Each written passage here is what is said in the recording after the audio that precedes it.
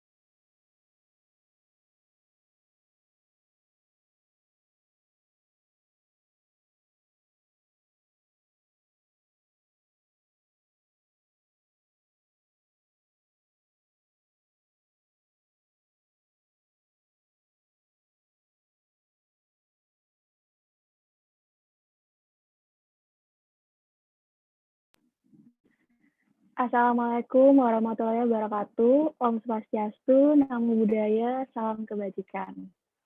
Selamat pagi saya ucapkan dan selamat datang kepada yang terhormat Bapak Lurah Manukan Wetan, yang terhormat para Bapak Ibu serta teman-teman UMKM yang sudah menghadiri acara pelatihan online digital marketing dan inovasi produk yang diselenggarakan oleh KKN UPN Veteran Jawa Timur, kelompok 28 wilayah Manukan Wetan. Sebelumnya, marilah kita panjatkan puji syukur kehadirat Tuhan Yang Maha Esa, karena berkat rahmat-Nya kita semua dapat berkumpul di acara pelatihan online pada pagi hari ini. Perkenalkan, nama saya Jasmine, saya selaku moderator yang akan memandu jalannya acara 1 hingga 2 jam ke depan.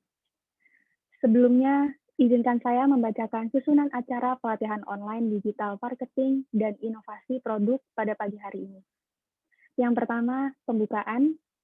Yang kedua, materi pertama yaitu industri kreatif yang akan disampaikan oleh rekan mahasiswa kita, Iqbal, dari program studi manajemen.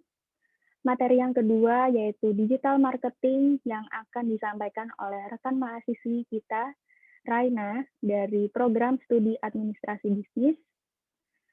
Yang selanjutnya yaitu materi ketiga, keuangan UMKM yang akan disampaikan oleh rekan mahasiswi Diga Rahmawati dari program studi akuntansi.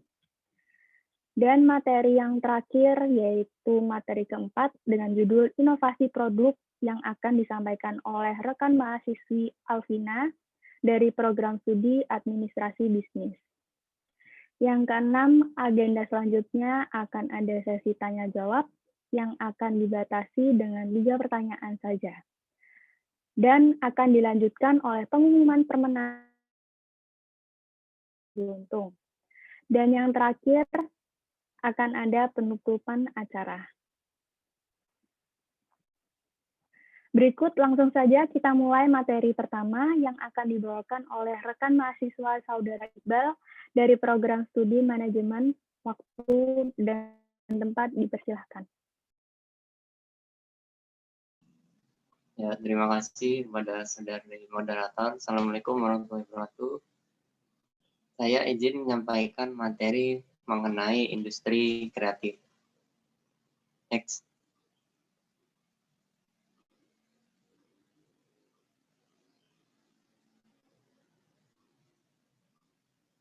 Industri kreatif adalah ekonomi baru berbasis ide dan kreativitas yang berasal dari kreasi sumber daya manusia dan ilmu pengetahuan, termasuk juga kultur budaya. Industri kreatif adalah industri yang berasal dari bakat seseorang, kemampuan dan pemanfaatan kreativitas untuk menciptakan lapangan kerja baru dan menambah nilai ekonomi. Kreativitas tidak hanya berasal dari nilai seni, tetapi juga berasal dari ilmu pengetahuan, teknologi, inovasi, dan teknologi informasi. Next.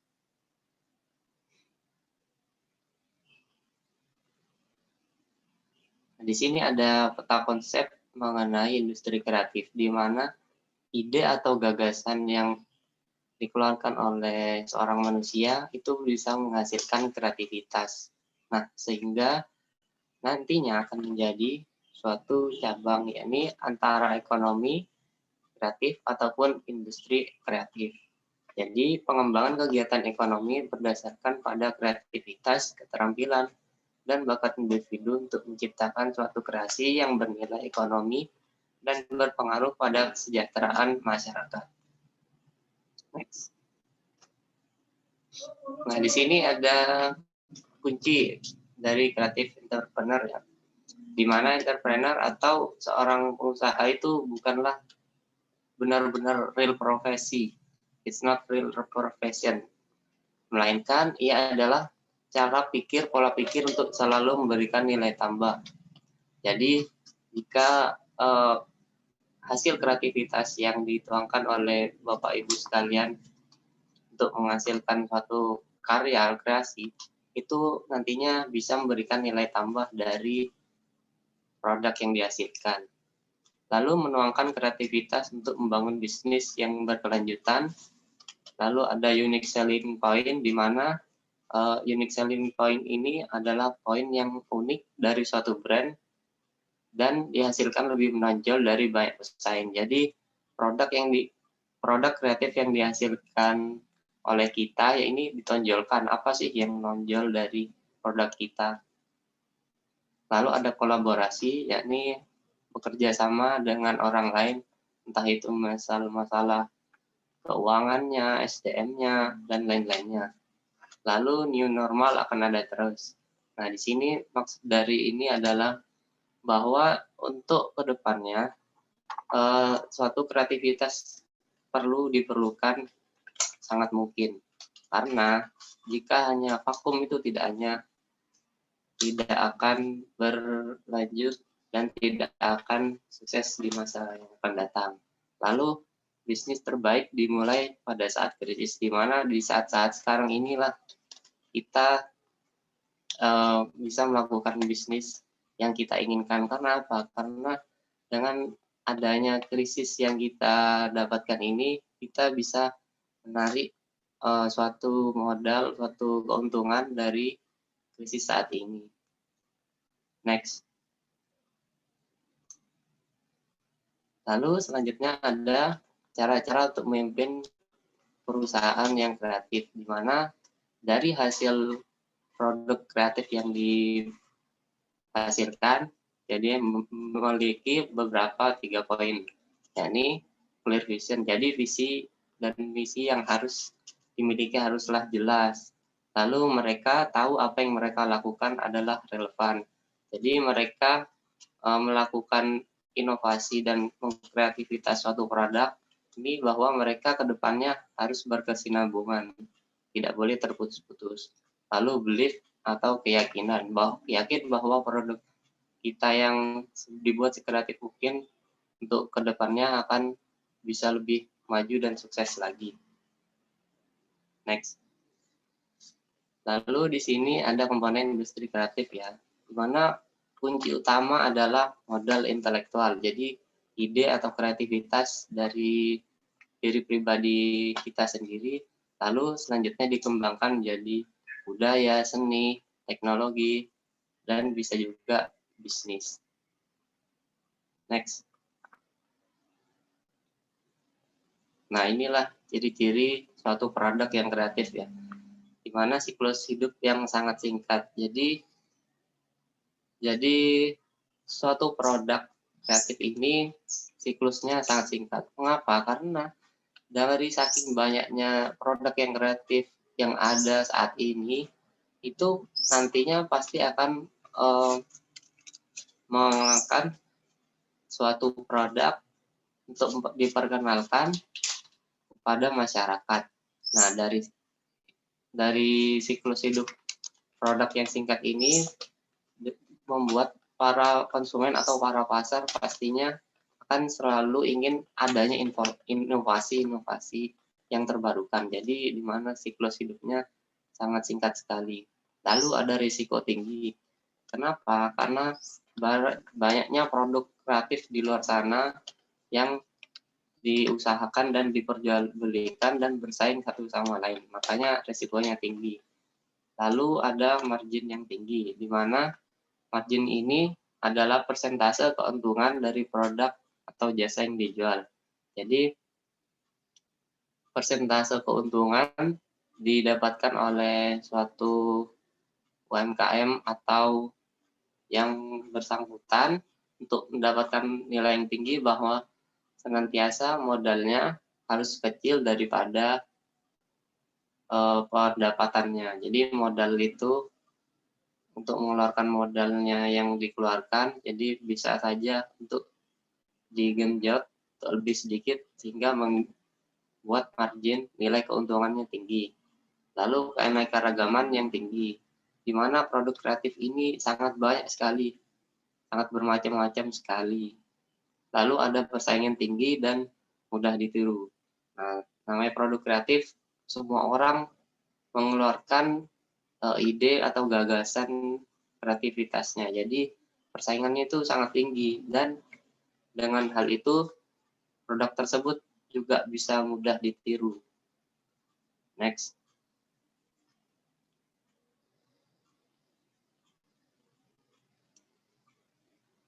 Nah, ini ada bagian di mana pentingnya ekonomi kreatif, di mana prioritas utama, kunci utama adalah dari diri kita sendiri, yakni kualitas SDM. Di mana kualitas SDM akan menghasilkan suatu ide atau kreativitasan dari manusia, sehingga terciptalah ekonomi kreatif.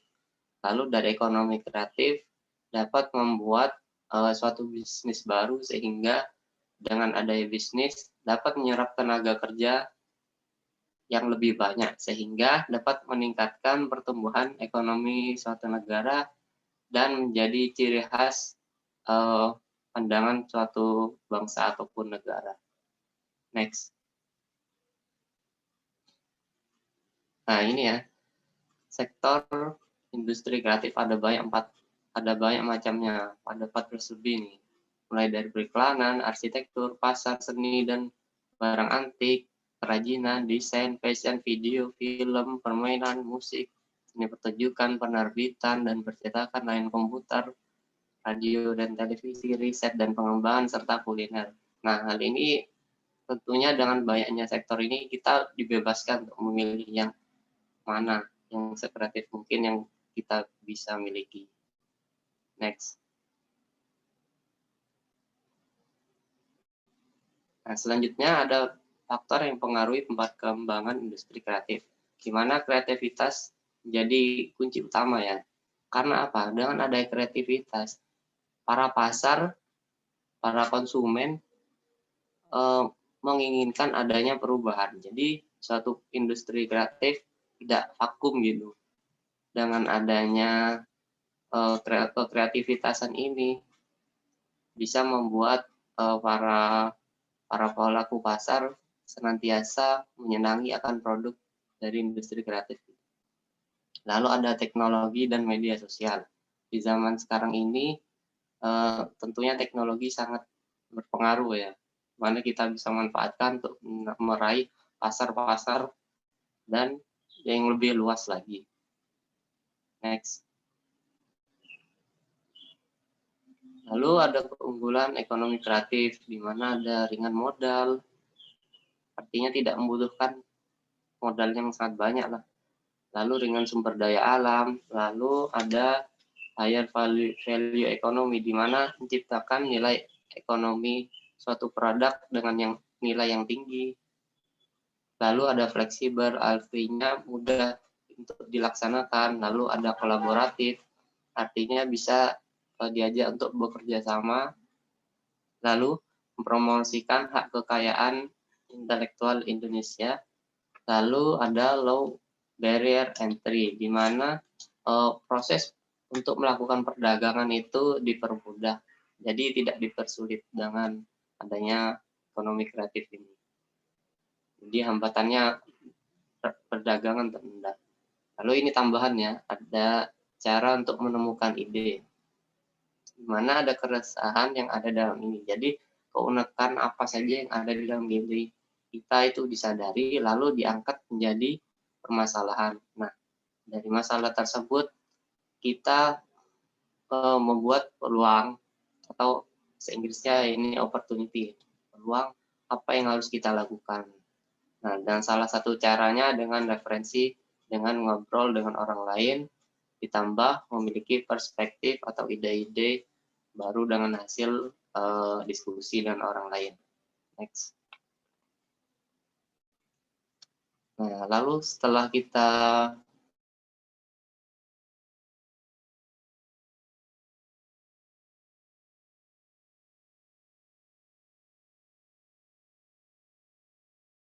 apakah desain atau kuliner, atau udah video permainan, dan lain-lain.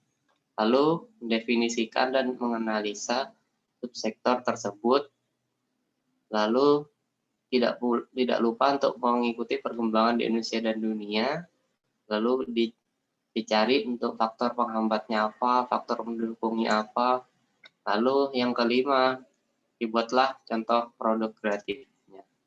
Mungkin itu saja yang dapat saya sampaikan, kurang lebihnya mohon maaf. Terima kasih. Assalamualaikum. Kembali ke moderator.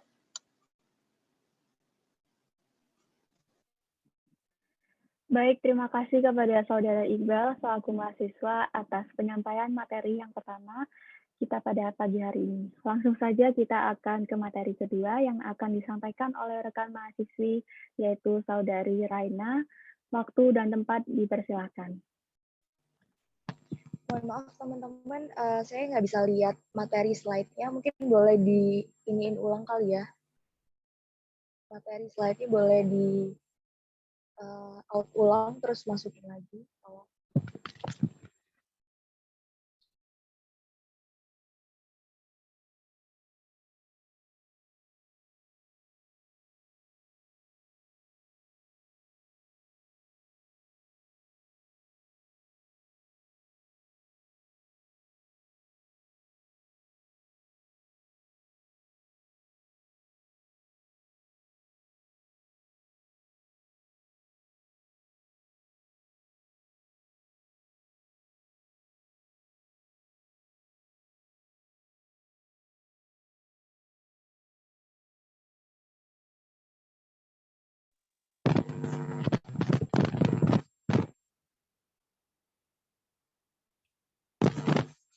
Oke, udah kedengeran ya teman-teman ya? Suara saya? Udah. Oke. Assalamualaikum warahmatullahi wabarakatuh. Sorry, ini screen-nya kayak di saya mati lagi. Tolong dong, boleh dong. Saya nggak tahu ya, HP saya ini yang bermasalah atau gimana. Tapi nggak muncul sih di HP saya. Ini ya.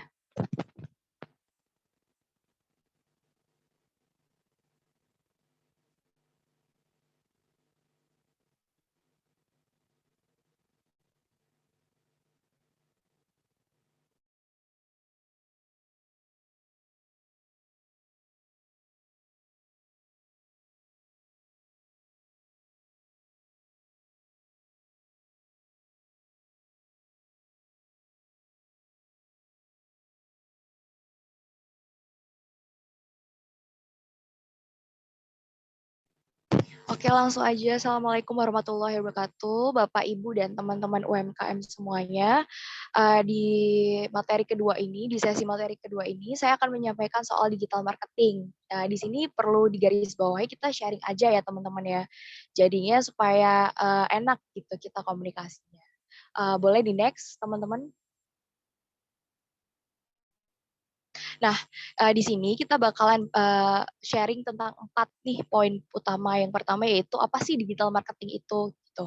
Yang kedua, apa sih keuntungannya digital marketing itu buat UMKM ini. Yang ketiga, digital marketing itu terdiri dari apa aja sih sebenarnya. Dan yang terakhir adalah social media marketing itu seperti apa.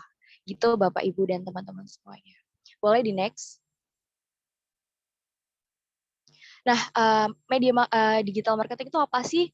Digital marketing itu sebenarnya upaya pemasaran menggunakan perangkat elektronik atau internet dengan beragam taktik marketing dan media digital, di mana kita nih dapat berkomunikasi dengan calon konsumen kita yang menghabiskan waktu di online.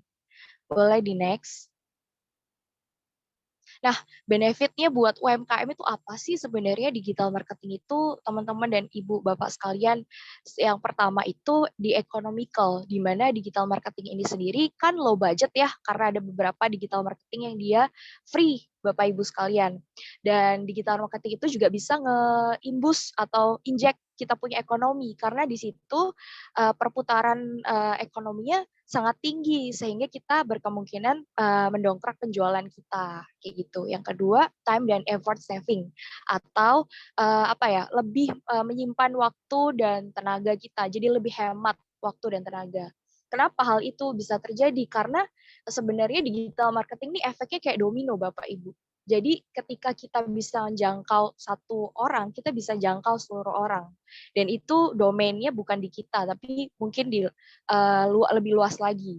Dan yang ketiga itu flexibility, di mana ini lebih fleksibel Bapak Ibu digital marketing. Kita bisa kerjain dari mana aja, even kita di rumah mau upload foto, oh aku mau upload foto produk UMKM-ku gitu, nggak ada masalah kapanpun gitu. Dan yang keempat yaitu instant feedback. Maksudnya apa di sini? Di mana kalau misalkan kita mouth to mouth atau dari mulut ke mulut, itu kan lebih lama ya Bapak Ibu sekalian ya. Jadi kalau kita pakai internet atau digital, itu kita bisa dapat ibaratnya feedback atau balasan dari apa yang kita sudah share atau balasan dari produk kita lebih cepat kayak gitu. Dan yang kelima yaitu impactful. Kenapa hal ini bisa terjadi? Karena sebenarnya digital marketing itu efeknya lebih impactful, lebih gede gitu. Kenapa? Ya karena kita bisa jangkau lebih banyak orang dibanding kalau misalkan kita sendirian gitu Bapak Ibu. Dan yang terakhir adalah real time analysis, di mana digital marketing ini sendiri itu bisa kita pantau saat itu juga, detik itu juga, begitu. Boleh di next?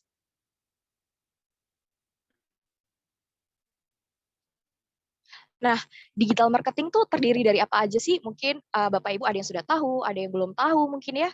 Di sini digital marketing tuh ada yang namanya branding Bapak Ibu. Jadi kalau misalkan Bapak Ibu punya produk, produknya Bapak Ibu punya brand, itu disebut dengan branding.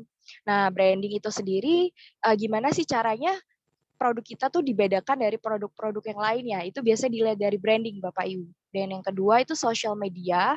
Social media itu alat pemasaran ya, alat pemasaran yang efektif di masa pandemik kayak gini, bisa jangkau banyak orang, orang lebih banyak gunain waktunya, hampir 12 jam menurut penelitian, itu untuk online Bapak Ibu. Jadi ini salah satu media yang bagus banget untuk kita pasarkan produk UMKM kita. Dan yang ketiga tuh konten marketing. Kalau tadi kita udah bahas branding, yang kedua kita bahas social medianya, kita bahas yang ketiga soal konten, isi dari apa yang kita mau sampaikan ke calon-calon konsumen kita. Itu biasanya nanti meliputi pengenalan produk, harga produk, terus mungkin Q&A produk kita, dan lain sebagainya. Dan yang ketiga tuh ada email marketing. Tujuannya dibuat email marketing ini supaya ya kita bisa komunikasi dengan calon konsumen kita yang mungkin kita nggak bisa jangkau lewat mulut ke mulut atau lewat ketemu langsung. Jadi bisa email ataupun WA. Nah, yang terakhir yaitu web design, di mana kita buat web atau website. Di situ kita bisa, orang bisa, calon konsumen kita bisa lihat nih produk kita tuh apa aja, terus benefitnya tuh apa aja. Oh, ternyata produknya ini dari mana, siapa yang buat, dan lain sebagainya, Bapak Ibu. Boleh di next?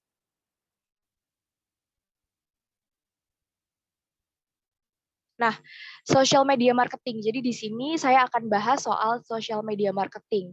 Jadi bentuk pemasaran digital yang menggunakan media sosial. Kalau mungkin Bapak Ibu punya Instagram, mungkin punya Facebook ya, buat ibu-ibu yang suka Facebook, itu salah satu media marketing yang sangat ampuh Bapak Ibu sekalian. Nah, goals-nya adalah membuat konten yang akan dibagikan melalui media sosial kita untuk meningkatkan popularitas brand dan memperluas jangkauan customer kita. Begitu. Boleh di next.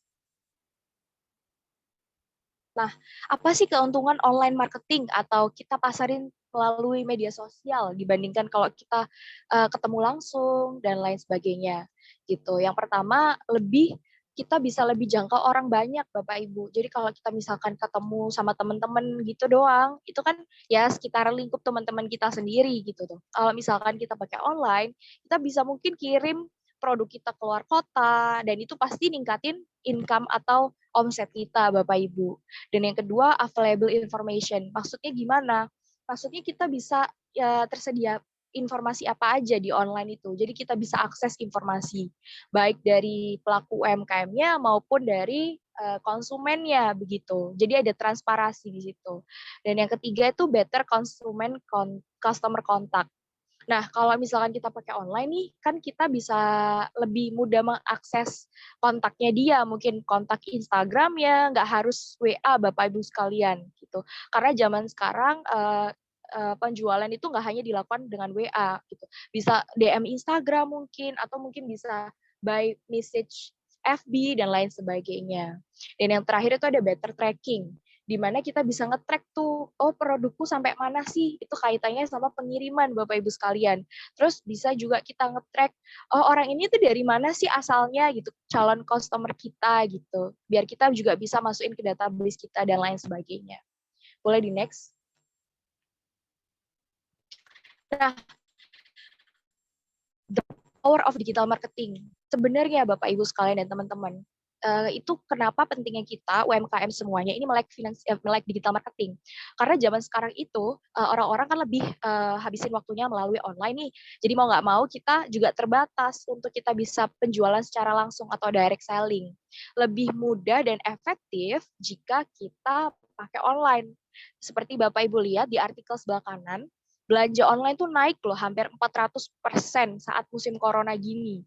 Karena orang butuh beli makannya dia by online, orang butuh beli bajunya dia, mungkin orang butuh beli cemil-cemilannya dia, semua pakai sekarang online, Grab, Gojek, lain sebagainya Bapak Ibu.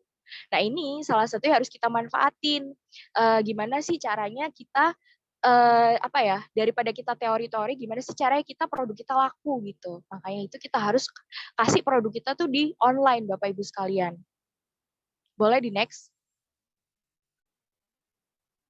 Nah, digital marketing plan atau rencana digital marketing. Ini berkaitan dengan konten marketing Bapak Ibu semuanya. Jadi kalau kita udah mulai bikin Instagram nih atau udah bikin mulai Facebook nih, yang pertama itu saya ini sumber dari YouTube ya Bapak Ibu sekalian. Yang pertama harus diperhatikan tuh awareness atau kesadaran. Jadi nggak tiba-tiba kita langsung sharing produk kita, itu hard selling. Saya belajar kalau misalkan langkah pertama itu buat gimana sih caranya produk kita ini agar disadari oleh konsumen kita, agar disadari oleh teman-teman kita yang mungkin belum tahu gitu. Dengan cara apa? Dengan cara foto produknya mungkin, terus habis itu perkenalan produk. Foto produknya bisa dibuat se-estetik ya. Estetik itu maksudnya dibuat bisa dilihat orang banyak dengan indah gitu Bapak Ibu. Mungkin ditambahin apa dari fotonya. Jadi nggak hanya foto polosan gitu Bapak Ibu. Nah, yang kedua yaitu engagement atau interaksi. Maksudnya apa? Kita nggak mau dong setelah kita bikin account Instagram, Facebook jualan kita, UMKM kita, terus nanti nggak ada isinya, sepi gitu kayak nggak ada kehidupan. Nah, dari itu makanya kita do Q&A. Maksudnya apa? Supaya itu memicu interaksi. Kita sharing ke pengikut kita mungkin yang ada di Instagram, pengikut UMKM kita. Terus mungkin bisa adain giveaway Bapak Ibu. Nah, mungkin kalau misalkan kelebihan omset nih atau laba, bisa kita arahkan ke giveaway supaya teman-teman juga bisa lebih aktif lagi di akunnya Bapak Ibu gitu. Dan yang ketiga yaitu direct selling. Nah, ini langkah terakhir Bapak Ibu. Setelah kita kenalin ini loh aku jualan iki loh UMKM-ku gitu loh. Setelah itu tanya-tanya po, ini sukanya bagaimana, itu masuk engagement. Yang setelah terakhir ini direct selling, itu kita kasih tahu kalau ini loh produk saya seperti ini gitu, dan ini juga list harganya gitu. Begitu Bapak Ibu sekalian. Boleh di next? Nah, sebenarnya marketing itu ada dua Bapak Ibu. Kalau online ya Bapak Ibu ya, karena kita sudah bantu beberapa UMKM yang ada di Manukan Wetan, yaitu Payus dan Spray, UMKM Cempaka dan UKM Sehat Buntaran. Sebenarnya marketing itu ada dua Bapak Ibu, bisa yang free atau yang nggak berbayar alias gratis, atau yang paid atau yang berbayar. Biasanya kalau yang free ini Bapak Ibu tinggal kasih hashtag aja di setiap caption yang Bapak Ibu buat atau tulisan di bawah foto yang Bapak Ibu buat itu lebih memudahkan konsumen kita untuk mencari. Jadi misalkan nih suatu saat konsumen kita mau cari, saya kayak mau kerupuk ikan ya gitu. Ternyata cari di Google, oh ini ada kerupuk Payus.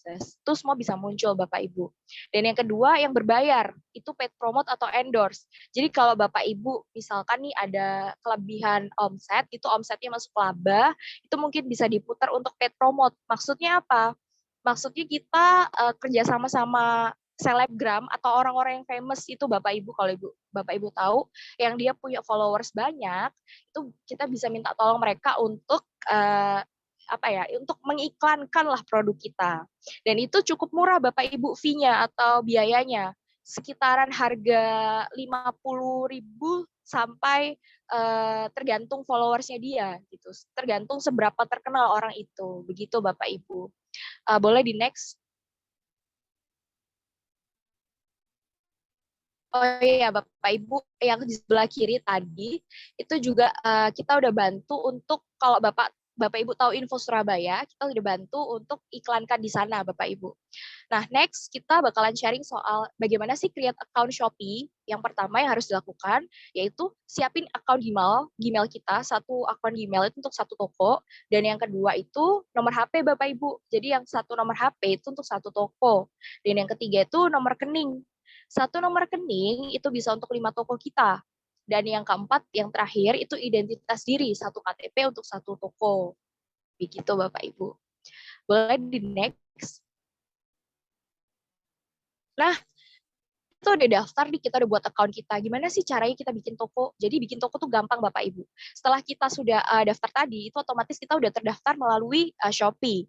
Nah, yang harus kita lakukan adalah upload foto produk yang akan kita jual Bapak Ibu. Bebas, mau berapa, mau 1 biji, 2 biji, 3 biji, nggak apa-apa. Terus yang ketiga, lengkapi profil toko, deskripsi sama gambar kita. Kita ini sebenarnya toko yang bergerak di bidang apa? Oh, makanan atau cemilan gitu ya Bapak Ibu ya. Yang terakhir itu atur pengiriman. Nah, ini lebih mudah Bapak Ibu daripada kita yang kirim ke sana. Kalau misalkan di luar kota kan nggak mungkin nih Bapak Ibu, kita pakainya JNT ataupun yang lainnya gitu. Kalau JNT bisa COD, pilihan fiturnya Bapak Ibu. Boleh di next. Nah, ini adalah rekomendasi aplikasi dari saya untuk UMKM yang ada di sini, dan mungkin bakalan ada yang lainnya nanti Bapak Ibu. Yang 3 utama yaitu link aja. Mungkin buat Bapak Ibu yang terkendala modal gitu ya, atau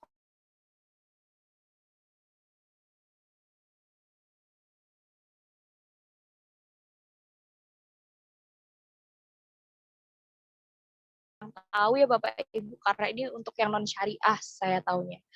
Dan yang kedua itu 99 usahaku. Jadi ini konten edukasi untuk UMKM. Jadi kalau kita mau belajar nih, gimana sih caranya kita iklankan atau bikin produk kita menarik, itu bisa join atau login atau bikin account di 99 usahaku. Dan 99 usahaku ini besutan dari Telkomsel Bapak Ibu aplikasinya. Didedikasikan untuk para UMKM supaya bisa lebih bisa belajar lagi. Dan yang ketiga yaitu My Ads Telkomsel, di mana ini juga besutannya Telkomsel juga. Di sini lebih mengarah ke periklanan digital. Jadi buat Bapak Ibu yang pingin, saya iklankan, tapi gimana ya caranya? Ya pakai ini aja. Karena si My Ads ini juga udah bekerja sama Super Gobis. Itu salah satu fitur punyanya Gojek yang memang didedikasikan untuk UMKM supaya bisa beriklan. Gitu Bapak Ibu. Boleh di next. Nah, ini ada sedikit video ya Bapak Ibu. Bapak Ibu bisa lihat sebentar. Boleh di play, teman-teman?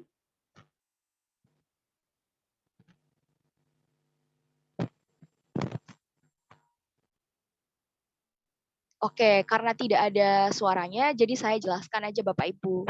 Jadi ini menayangkan dari propertinya CNBC, Bapak Ibu. Jadi di sini diperlihatkan beberapa UMKM yang even lokasinya kita nggak tahu karena dia berafiliasi atau bekerja sama nih dengan Gojek dan Grab. Itu kan lebih mudah diakses oleh calon-calon konsumen kita, Bapak Ibu. Jadinya hal itu walaupun pandemi kayak gini, karena ini videonya setahun yang lalu Bapak Ibu diambil pas pandemi, walaupun penjualan tidak menaik secara signifikan, tetapi penjualan itu dapat stabil, at least adalah orderan Bapak Ibu. Jadi tetap ada omset yang masuk begitu Bapak Ibu. Makanya di encourage atau di apa ini ya? Di edukasi dan disarankan untuk UMKM ini go online begitu.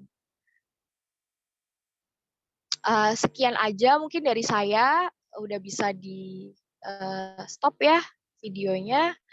Nanti Bapak Ibu juga bisa lihat di YouTube ya Bapak Ibu, nanti mungkin kita bisa share linknya dan lain sebagainya. Terima kasih, saya harap materi yang saya sampaikan, kita sharing-sharing pagi hari ini bisa bermanfaat, dapat kasih ilmu Bapak Ibu, dan tidak bermaksud mengajari ya Bapak Ibu semuanya. Gitu. Terima kasih, saya kembalikan ke moderator. Baik, kita ucapkan terima kasih kepada Saudari Raina atas penyampaian materi yang kedua yang berkaitan dengan digital marketing pada pagi hari ini. Selanjutnya kita akan mendengarkan penyampaian materi yang ketiga dari rekan mahasiswi kita, yaitu Saudari Giga Rahmawati. Langsung saja kepada Saudari Giga, waktu dan... Baik, terima kasih Jasmine atas waktu dan tempatnya. Kali ini kita akan membahas tentang keuangan. Di sini saya persempit cakupan bahasannya, yakni terkait dengan prinsip pencatatan keuangan, pembukuan, dan penipuan. Untuk di PPTI nanti kita hanya akan membahas prinsip pencatatan keuangan dan pembukuan.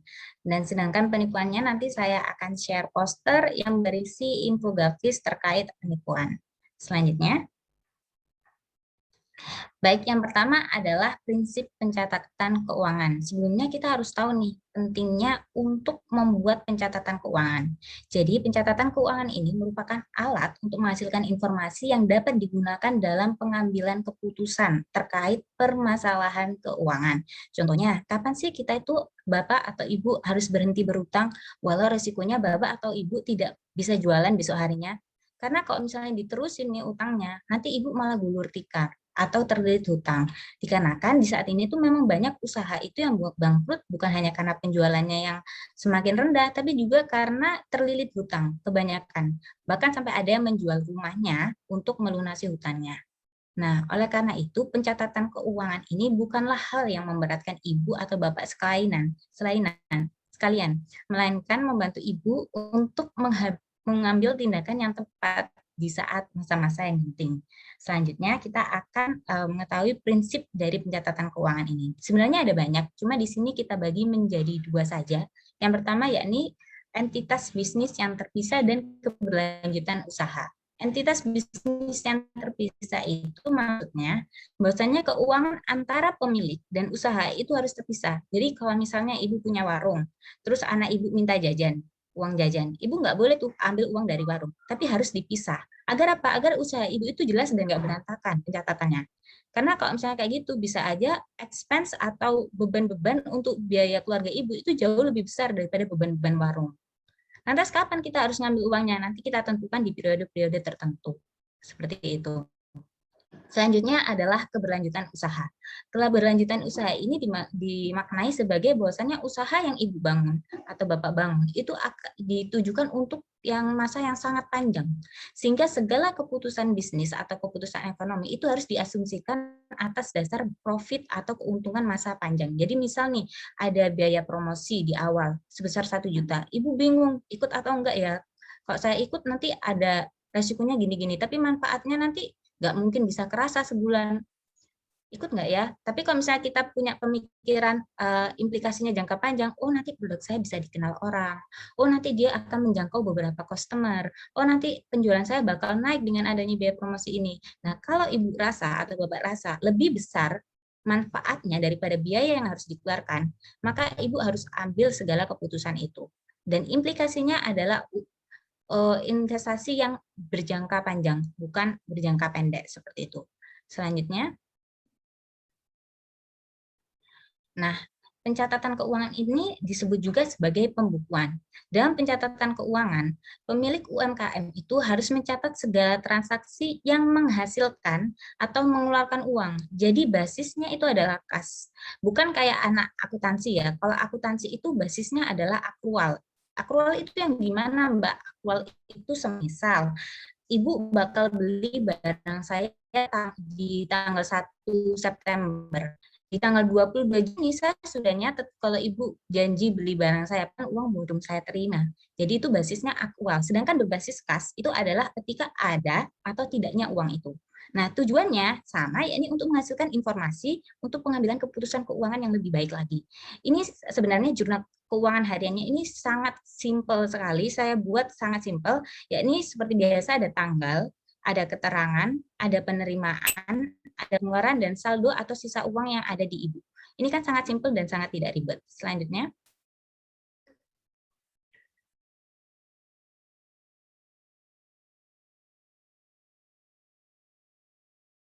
Nah, ini adalah contoh atau ilustrasi dari jurnal keuangan harian itu. Jadi tanggal, misal Ibu punya uang awal itu 5 juta.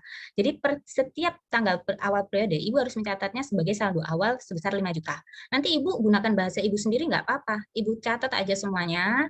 Nah, setelah itu apabila ada penerimaan, maka saldo Ibu tadi ditambah penerimaan. Misal yang di situ 900.000 ditambah 10 juta karena pemasukan penjualan bajunya jadi 10.900.000. Nah, kalau pengeluaran ya tinggal dikurang saja. Misal ada biaya pengiriman baju, jadi 10.900.000 dikurangi 400.000 jadi 10.500.000. Nah, semua transaksi ini harus tidak boleh ada transaksi Ibu yang berkaitan dengan keluarga atau kepentingan pribadi Ibu. Jadi Ibu atau Bapak ini itu transaksi yang berkaitan dengan usaha Ibu. Karena apa? Seperti yang sudah saya bilang di awal tadi, prinsipnya adalah entitas bisnis itu harus terpisah antara pemilik dan usahanya. Karena kalau misalnya kita masukkan yang keperluan pribadi, ini rancu nanti informasi yang dihasilkan. Jadi kita nggak bisa ambil keputusan keuangan seperti itu. Nah, sekarang kita ilustrasikan seperti ini. Selanjutnya adalah laporan keuangan. Jadi setelah Ibu mencatat dengan rapi, nanti di akhir itu Ibu bikin aja laporan keuangan. Yang di situ misal ada penghasilan. Itu kan penghasilan itu kan banyak ya, Ibu jadiin satu aja, 10 juta tambah 500, 10 juta 500. Nah, terus untuk biayanya di sini ada dua. Ada biaya operasional dan juga ada biaya administrasi dan umum. Biaya operasional itu maksudnya gimana, Mbak? Jadi biaya operasional itu seperti biaya-biaya yang berkenaan langsung dengan operasi Ibu. Jadi kalau misalnya nggak ada barang, nggak ada biaya itu, maka operasi Ibu nggak bisa jalan. Misal kayak bahan baku, kalau bikin baju ya kain. Misal kayak biaya tenaga kerja yang jahit. Terus misal kayak listrik buat mesinnya atau biaya transportasi untuk belinya seperti itu. Sedangkan untuk biaya administrasi dan umum itu ya biaya yang umum aja, misal kayak biaya promosi, reparasi, menjamukan customer, seperti tergantung sama biaya yang udah Ibu lakukan di transaksi Ibu di jurnal keuangan harian. Nah, di sini setelah Ibu melihat seperti itu, Ibu klasifikasikan. Jadi misal kayak di jurnal keuangan harian yang saya blok warna biru itu kan ada biaya transportasi kulaan dan biaya pengiriman baju. Itu kan sama, kita gabung aja jadi satu. Jadi jumlahnya nanti jadi 1 juta, berapa sekian gitu ya. Nah, setelah itu Ibu lihat bahwasannya di situ kita susun, habis itu total biaya operasionalnya misal dapat 7.300.000, berarti laba operasi Ibu itu ada 3.200.000. Nah, untuk ini tuh hasil pengurangan 10.500.000 dikurangi 7.300.000. Selanjutnya adalah Ibu kurangkan lagi dengan biaya administrasi dan umum yang sudah ditotal, ternyata laba Ibu dari penjualan 10 juta cuma 2.500.000. Dan 2.500.000 ini kan tergolong nggak terlalu banyak ya untuk 10 juta penjualan. Apa ini kira-kira biaya yang membuat keuntungan Ibu itu menipis? Kalau saya nih Bu ya, saya itu mikirnya bahwa biaya menjamu customer ini terlalu besar. Seharusnya saya tekan lagi. Maksudnya ya mungkin saya belikan yang bukan murah tapi harganya standar. Karena 450.000 dengan untung cuma 2.500.000 itu sangat berbanding tinggi gitu Bu, perbedaannya. Oleh karenanya disinilah manfaat dari laporan keuangan ini, yakni untuk mengambil keputusan ekonomi atau keuangan. Jadi besok-besok kalau ada penjualan walaupun banyak, Ibu treatnya itu sama saja. Cuma nanti mungkin Ibu baik-baikin orangnya, seperti itu. Jadi di sini fungsinya dari laporan keuangan untuk mengambil keputusan keuangan. Next. Nah, selanjutnya adalah kartu persediaan. Jadi barang itu biasanya kalau orang-orang itu banyak yang hilang. Kalau nggak hilang, rusak. Atau nggak tahu kemana barang itu. Nah, itu sangat disayangkan ya, karena itu kan juga uang. Oleh karenanya kita lebih baik bikin aja kartu persediaan yang simple. Misal kayak gini, sama aja kayak tadi, cuma tanggal, keterangan, cuma penerimaan dan pengeluarannya di sini diganti menjadi barang masuk, barang keluar, dan saldonya diganti jumlah barang. Jadi di ilustrasinya sebelah kanan, itu misal tanggal, tetap setiap tanggal 1 harus ada saldo awalnya berapa. Jumlah barang Ibu itu 20. Terus nanti Ibu ternyata hasil dari borongan kemarin jahitnya dapat 55 barang, 55 baju, Ibu tambah aja 75, terus ada penjualan 50, berarti sisa 25. Itu lakukan itu secara terus-menerus, nanti di akhir periode Ibu bisa stock of name atau mencocokkan antara catatan Ibu sama persediaan yang ada di lokasi Ibu yang benar-benar nyata. Kok kalau misalnya ada beda, ada selisih, berarti Ibu harus cari kemana nih hilangnya barang itu. Sehingga nanti keuangannya Ibu itu enggak terbuang sia-sia untuk mengganti uang karena pembelian Ibu atas bahan baku yang hilang. Seperti itu. Jadi kita bisa memaksimalkan keuntungan kita di saat-saat seperti ini. Nah, selanjutnya.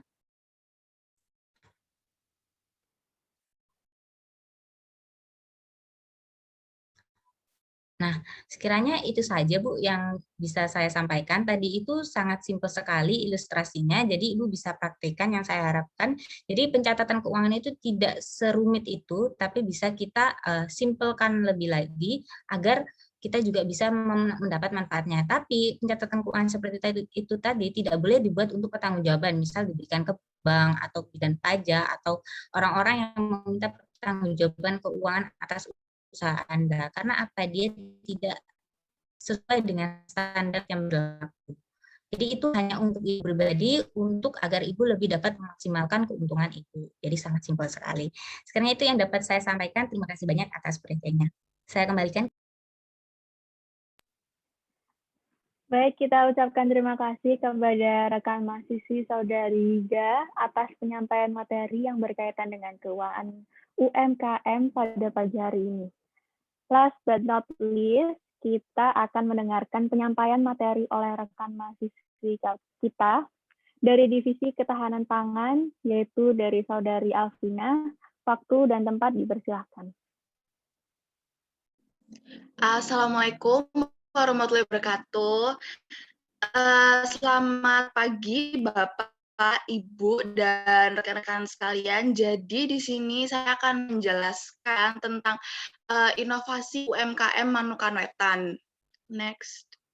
Nah, seperti yang saya bilang tadi, saya akan menjelaskan tentang inovasi. Namun, seperti yang kita ketahui, sekarang kan kita kan lagi ada di lagi terhalang oleh masa pandemi. Nah, di masa pandemi COVID-19 ini tuh memberikan banyak sekali dampak. Nah, seperti yang pertama itu seperti kondisi UMKM mengalami penurunan omset lebih dari 40%, lalu sulitnya memperoleh bahan baku dan permodalan, lalu proses distribusi dan produksi terlambat, dan yang terakhir yaitu pelanggan menurun. Next. Nah, di masa pandemi COVID-19 sekarang ini itu bisnis apa sih yang cocok? Yang pertama yaitu ada bisnis alat-alat kesehatan seperti masker, face shield, hand sanitizer, APD, dan beberapa alat kesehatan lain. Yang kedua yaitu ada bisnis makanan atau minuman sehat dan sembako. Yang ketiga yaitu ada bisnis obat-obatan dan produk suplemen seperti vitamin C, vitamin E, dan suplemen sejenis. Lalu yang keempat ada bisnis buah-buahan seperti sayur mayur, perikanan, peternakan, dan yang lainnya. Dan yang kelima yaitu ada bisnis jamu herbal seperti kunyit, temulawak, jahe, kencur, kayu manis, laos, dan daun serai. Nah, kita akan membuat inovasi UMKM di Manukan Wetan. Nah, UMKM di Manukan Wetan tuh juga ada banyak, dan di sini kita akan membuat inovasinya itu dari 2 UMKM ini. Yang pertama yaitu ada UMKM sehat dari Kerupuk Payus, dan yang kedua yaitu ada UMKM Cempaka yang di sini UMKM Cempaka itu membuat spray. Seperti yang kita ketahui, kan di Manukan Wetan ada UMKM Kerupuk Payus ya. Nah, Kerupuk Payus itu sendiri itu memiliki bahan utama ikan payus. Ikan payus itu adalah ikan laut dan payau yang tergolong karnivora yang hobi menyantap ikan kecil dan udang. Payus memiliki nama lain yaitu bandeng laki. Nah, ikan payus sendiri itu memberikan banyak sekali manfaat seperti sebagai antioksidan, mengobati TBC, memproteksi tubuh radiasi, mengobati demam, dan membantu penyembuhan diabetes. Nah, inovasi dari ikan payus sendiri itu kita memiliki banyak sekali contohnya, seperti rujak cireng, bakso ikan, tekwan, dan seblak. Nah, kita sendiri itu membuat inovasinya itu menjadi rujak cireng. Nah, rujak cireng sendiri itu adalah makanan ringan yang berasal dari daerah Sunda yang dibuat dengan cara menggoreng campuran adonan yang berbahan utama tepung kanji dan tapioka. Bahan-bahannya sendiri itu tuh cukup mudah ya, seperti tepung kanji, air, merica bubuk, garam, bawang putih, penyedap rasa, daun bawang, dan minyak goreng. Nah, kenapa kita memilih rujak cireng ini? Karena rujak cireng itu dia bisa dibuat menjadi frozen food. Nah, seperti yang kita ketahui di masa pandemi COVID-19 ini kan dianjurkan untuk lebih baik belanjanya tuh secara online seperti itu, dikarenakan mengurangi mobilitas buat keluar rumah seperti itu. Nah, keunggulan dari rujak cireng sendiri itu ada harga terjangkau, tidak menggunakan bahan pengawet, bahan baku mudah ditemukan, daya simpan yang cukup lama bila dikemas dalam frozen food, dan dapat dikonsumsi oleh semua kalangan. Next. Nah, yang kedua kita membuat seblak. Seblak ini sendiri itu terbuat dari kita membuatnya dari kerupuk payusnya yang sudah direbus itu tadi. Seblak sendiri itu adalah makanan Indonesia yang dikenal berasal dari Bandung yang bercita rasa gurih dan pedas. Terbuat dari kerupuk basah, kerupuk ikan payus itu sendiri yang dimasak dengan sayuran dan sumber protein seperti telur, ayam, boga bahari, atau olahan daging sapi dan dimasak dengan kencur. Nah, bahan-bahannya sendiri itu juga cukup gampang dan bisa ditemukan di supermarket maupun pasar, yaitu ada kerupuk yang direbus, lalu diberi bawang merah, bawang putih, garam, kencur, cabai rawit, dan penyedap rasa. Keunggulannya sendiri yaitu ada harga terjangkau, tidak menggunakan bahan pengawet, bahan baku mudah ditemukan, dan dapat dikonsumsi oleh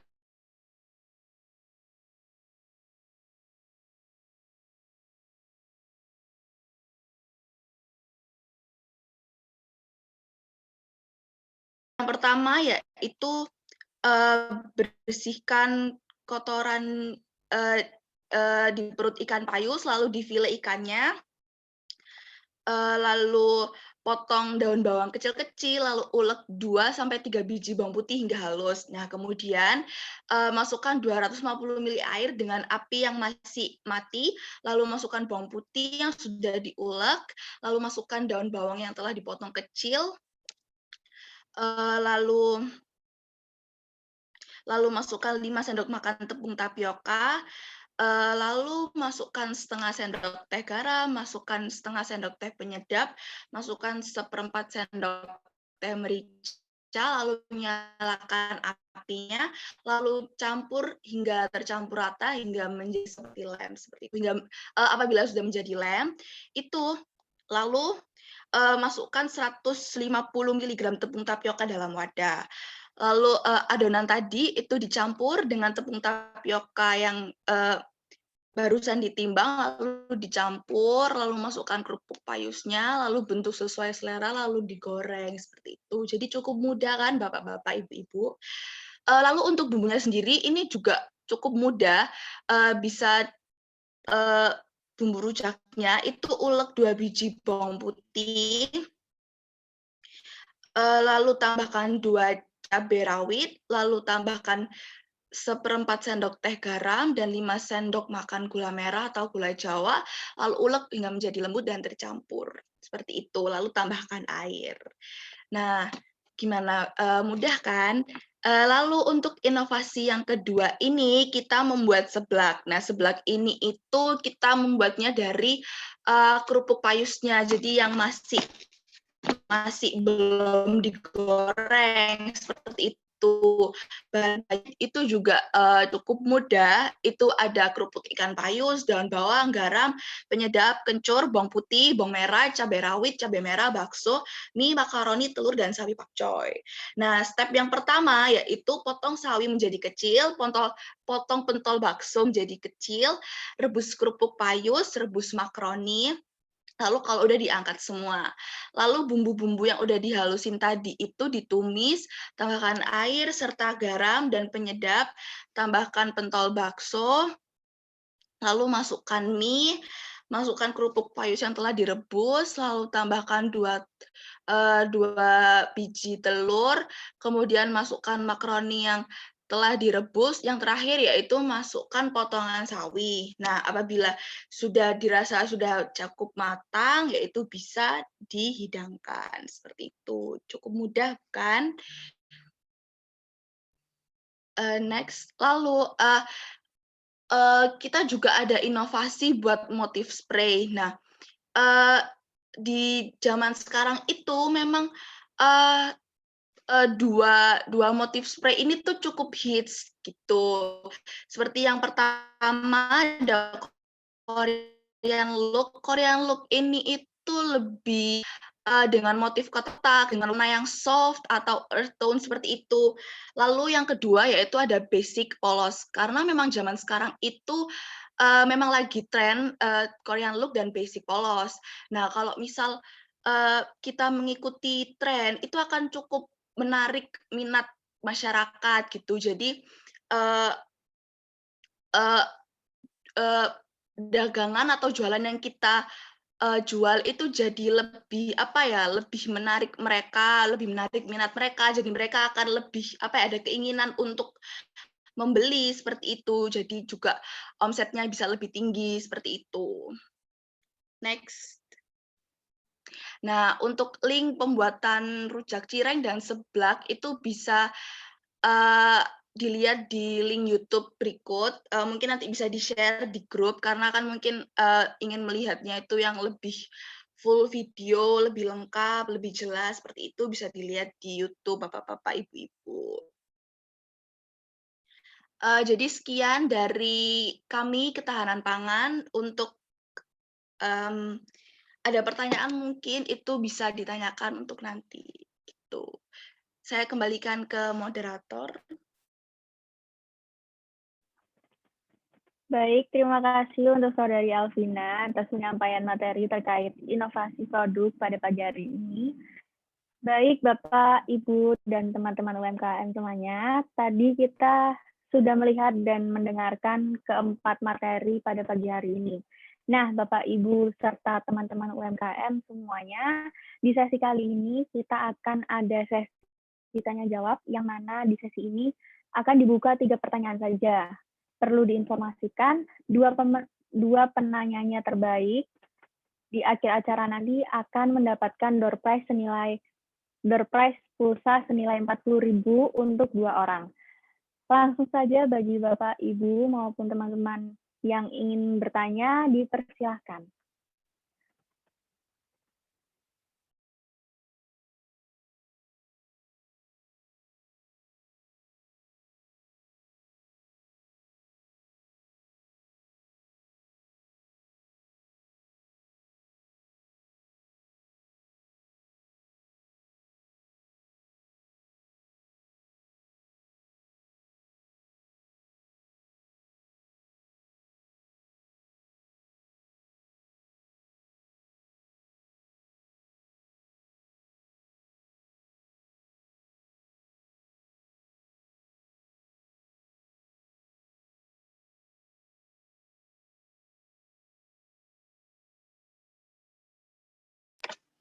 Mungkin dari Pak Irwan atau Bu Tiana ada pertanyaan, silakan Pak.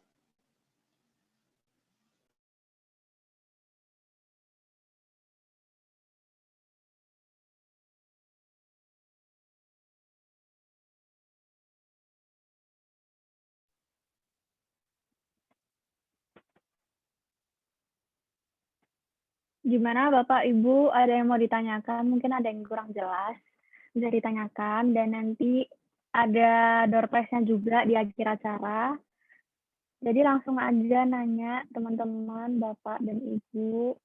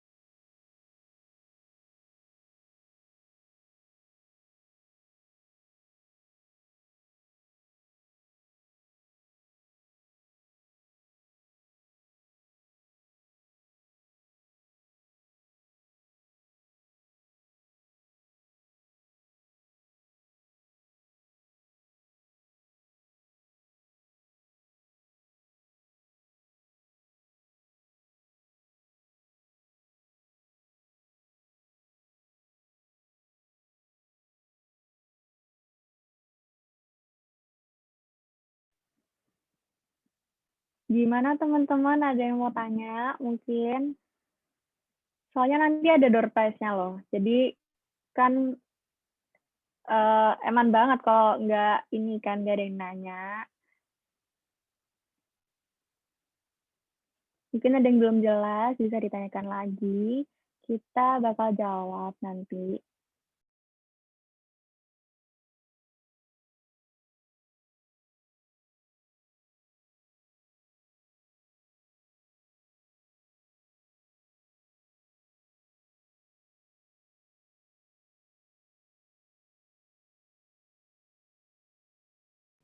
Mungkin dari Bapak Ibu UMKM-nya ya terkait materi kita ada yang mau ditanyakan, Bapak Ibu, Pak Irwan mungkin, atau Bu Tiana mungkin, atau Bapak Ibu yang lainnya. Terima kasih.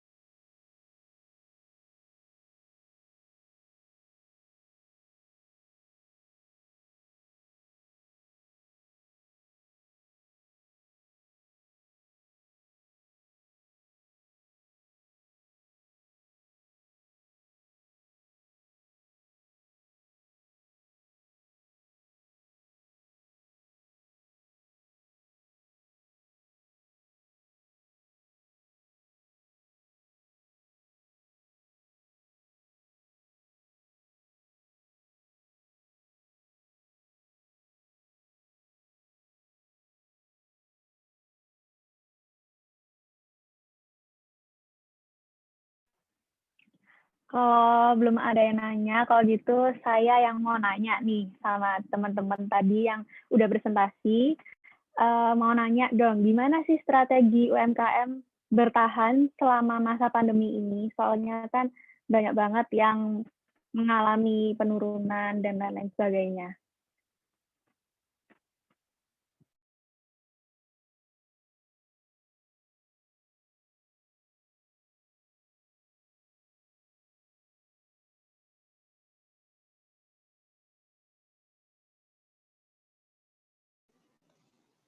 Ya, saya jawab ya. Salah satu kunci utama strategi UMKM itu adalah melakukan suatu inovasi. Nah, di mana dalam inovasi tersebut kan ada beberapa ide atau gagasan tuh. Nah, dari situlah ide atau gagasan tersebut bisa dibuat ujung tombak sebagai strategi UMKM tersebut. Misal UMKM tersebut bergerak di bidang makanan kuliner ya. Nah, itu dia harus kreatif mungkin, sepandai mungkin melakukan inovasi. Nah, jadi produknya itu tidak vakum gitu. Nah, jadi bisa bersaing dengan UMKM lainnya, sehingga tidak menyebabkan kemunduran di masa-masa yang sulit seperti ini. Itu sih kunci utama ya. Terima kasih.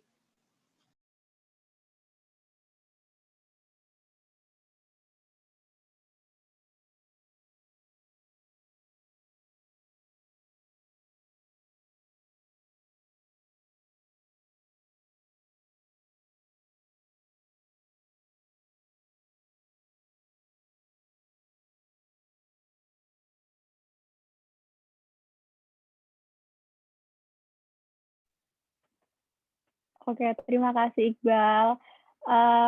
Saya mau nanya dong sama Pak Irwan dan juga Bu Tiana. Yang pertama mungkin bisa Pak Irwan dulu ya. Mau nanya Pak tentang UMKM ini. Kendala UMKM pada saat ini, pada waktu pandemi ini itu apa aja sih Pak yang dialami sama UMKM-nya Pak Irwan sendiri? Terus cara untuk membangunnya kembali, untuk menaikkan engagement dari penjualan itu gimana sih Pak, kalau menurut Pak Irwan sendiri? Terima kasih.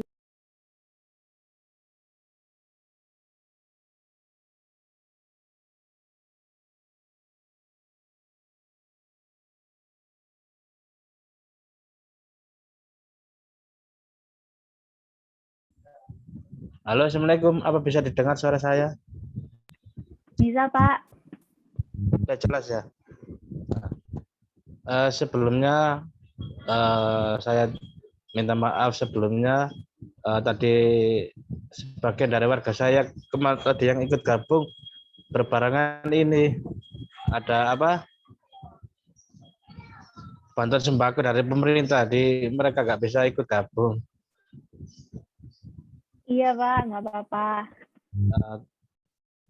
Terus juga terkendala mohon maaf HP-nya juga nggak bisa tadi disempet di download nggak ngatasi, nggak tahu apa RAM-nya kecil atau gimana juga nggak tahu.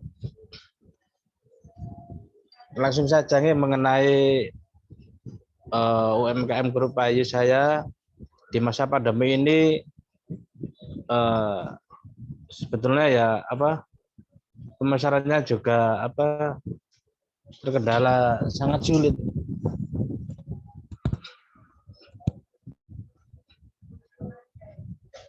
Terutama di warga saya ini kan sudah banyak yang istilahnya udah nggak bikin itu loh, tinggal sedikit. Yang buat Grup Ayu awalnya itu dari yang mulai proses pengolahannya, terus buat jadi kerupuk mentahnya itu tinggal sedikit di masa pandemi ini, dan juga pemasarannya juga sangat sulit, tergantung pelanggannya aja itu. Kalau ada momen kayak kemarin itulah itu Ya lumayan sih, ada yang banyak pesanan itu terkait kerupuk mentalnya aja. Kerupuk matangnya juga ya nggak begitu banyak gitu juga.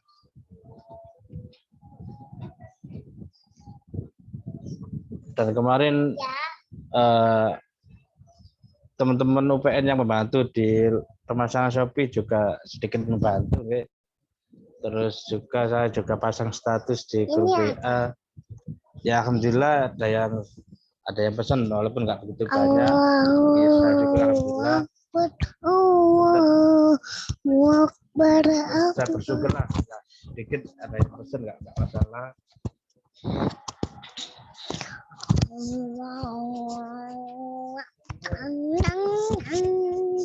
Saya kira itu dulu Mbak ya. Mungkin dari Ibu Tiana menambahkan barangkali mengenai produknya yang lain itu. Sekian dari saya. Assalamualaikum warahmatullahi wabarakatuh. Waalaikumsalam. Kalau menurut Bu Tiana gimana nih Bu perkembangan UMKM selama pandemi ini?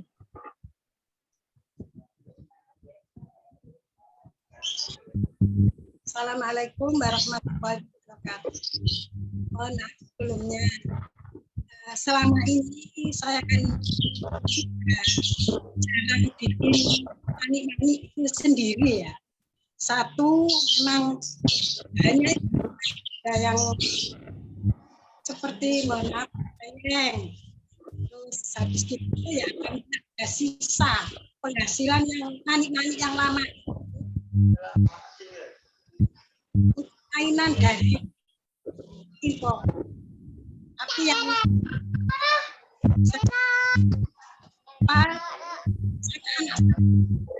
sekarang yang ya, sepertinya ada yang kecil, gantungan kunci. Maaf, saya juga enggak mungkin sudah tahu, tapi saya mohon maaf ngomong sama kurang ya sama Bu As itu. Mohon maaf daripada saya nanti berhenti, ya tetap saya jualan seperti boneka ini. Alhamdulillah selama ini sudah jalan.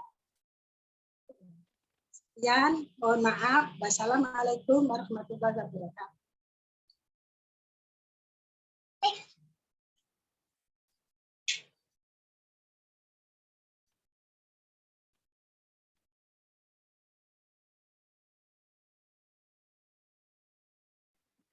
Waalaikumsalam warahmatullahi wabarakatuh. Berarti lumayan ya, maksudnya selama pandemi ini tetap masih ada pemasukan walaupun sedikit.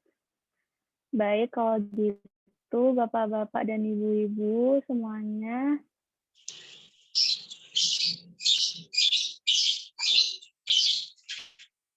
Ya, alhamdulillah.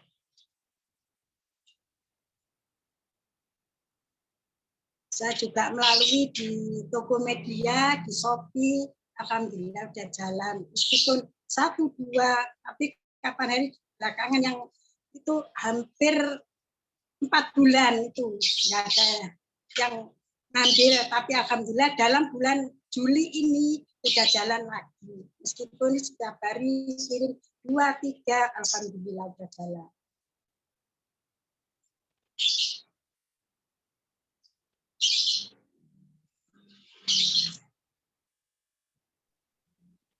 Alhamdulillah kalau gitu ya Bu ya. Kalau gitu karena Pak Irwan dan juga Bu Tiana sudah sharing tentang UMKM-nya tadi, Bapak Irwan dan juga Bu Tiana selamat mendapatkan door prize pulsa senilai 40.000 untuk Bapak Irwan dan juga Bu Tiana. Oke, mungkin ada yang mau ditambahkan lagi. Sama-sama, Bu. Bisa minta nomor teleponnya ya Pak Irwan dan juga Bu Tiana. Bisa ditulis di kolom chat.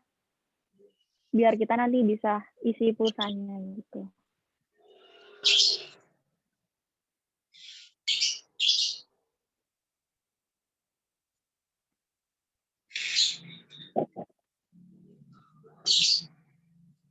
Mungkin dari teman-teman ada yang mau menambahkan lagi terkait UMKM ini atau yang lain-lain?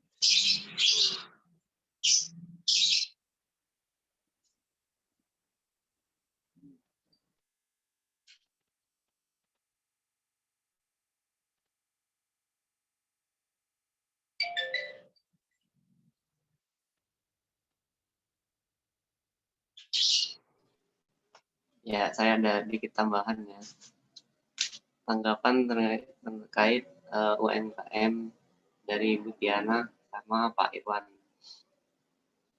Pesan saya cuma satu, ya diharapkan untuk lebih ke depannya lebih jauh lagi Pak Irwan dan Bu Tiana bisa mengembangkan UMKM yang Ibu dan Bapak miliki. Nah, kenapa? Karena UMKM yang Ibu dan Bapak miliki menurut saya sudah termasuk hal yang bagus. Nah, karena sudah ada peningkatan melalui platform digital. Nah, saran saya cuma satu, kunci sukses untuk kedepannya, ya ini teruslah berinovasi, jangan mudah berputus asa terhadap keadaan apapun, karena semuanya ada yang mengaturnya. Ya, ini Allah Subhanahu wa Ta'ala. Itu saja. Semangat Pak Irwan dan Bu Tiana. Terima kasih sebelumnya.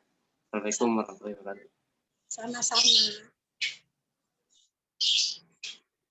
Nah, baik Bapak, Ibu, serta teman-teman semuanya. Dengan selesainya pengumuman pemenang door prize pada hari ini, berakhir pula acara pelatihan online digital marketing dan inovasi produk yang diselenggarakan oleh teman-teman mahasiswa KKN dari UPN Veteran Jawa Timur.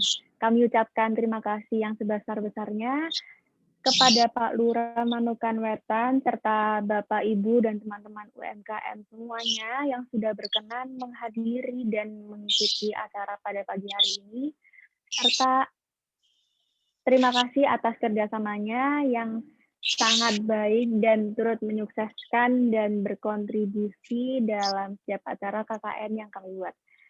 Akhir kata dari kami, semoga UMKM Manukan Wetan selalu jaya, tetap eksis, dan bisa maju terus. Saya selaku moderator pada pagi hari ini mewakili teman-teman semuanya mengucapkan terima kasih dan mohon maaf apabila ada kesalahan baik yang disengaja maupun tidak disengaja. Stay safe and stay healthy. Terima kasih. Wassalamualaikum warahmatullahi wabarakatuh. Waalaikumsalam warahmatullahi wabarakatuh. Terima kasih Pak Irwan dan Tiana. Terima kasih. Terima kasih Pak Irwan. Terima kasih Pak Irwan dan Bu Diana. Salam sehat. Ya, sehat juga. Oh ya, sebelumnya kita bisa foto dulu ya buat penutupan. Jadi minta tolong buat di on cam kameranya. Kita foto-foto dulu. Teman-teman juga bisa on cam loh, yang lain. Udah siap ya? 1, 2, 3. Lagi 1, 2, 3.